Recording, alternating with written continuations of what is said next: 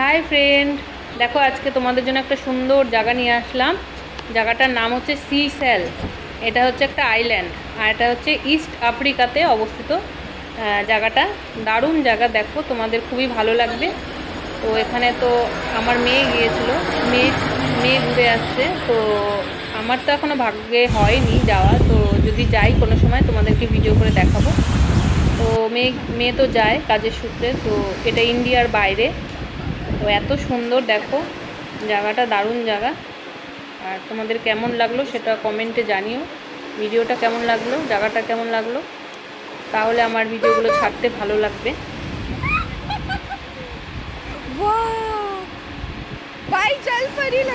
দেখেছো কীভাবে দোলনা চড়ছে? আমি তোকে বকা দিচ্ছিলাম পড়ে গেলে কি হবে, এই হবে সেই হবে।